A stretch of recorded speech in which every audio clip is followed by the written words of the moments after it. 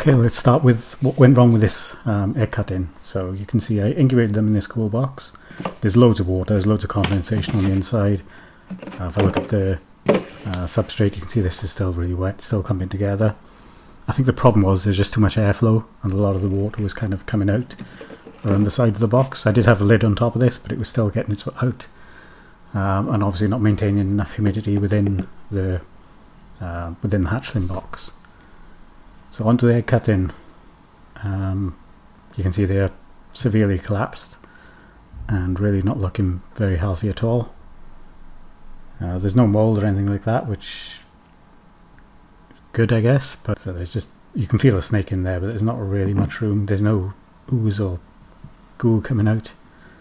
At this point, you can see they're not really moving at all. So rather than just trying to check them morph, I'm trying to get some reaction. This one's a cine pin.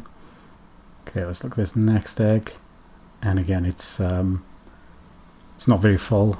You can feel the snake, but you can see there's no sort of liquid around there. And really open it out, there should be like some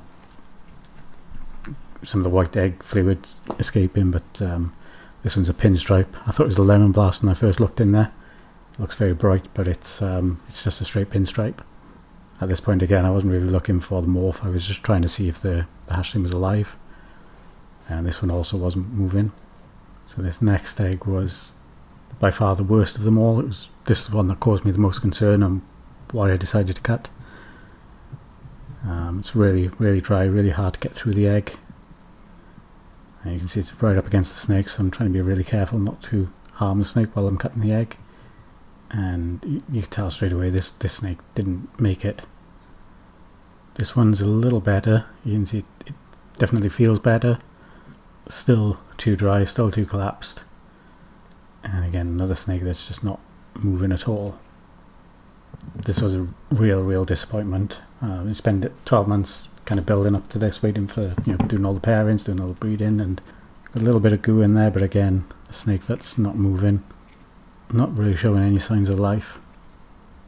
And this other egg looks better, definitely feels better, but again it looks like there's not much life there. The snake's not moving at all.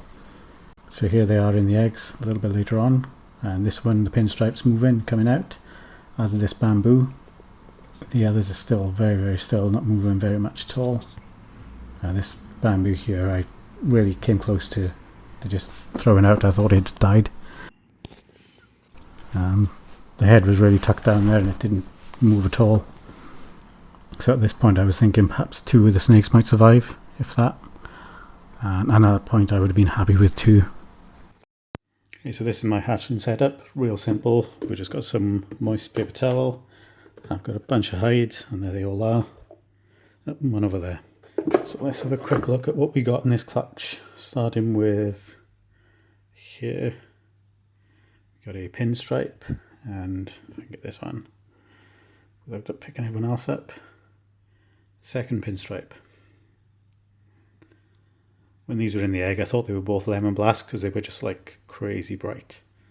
But coming out now, they're definitely just pinstripes. Nice pinstripes.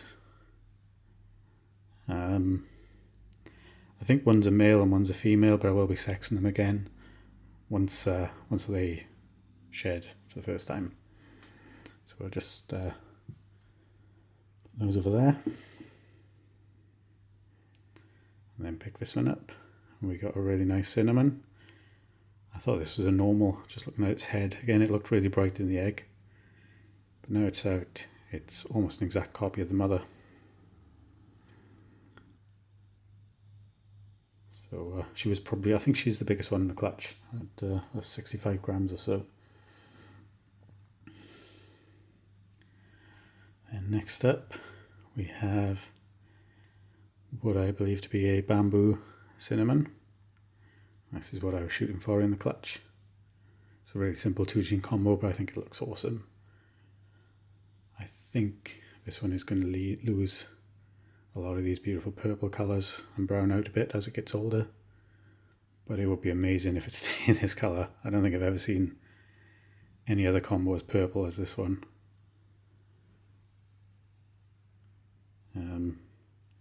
And Also a really cool pattern on it as well. I've kind of looped keyholes there, some streaking.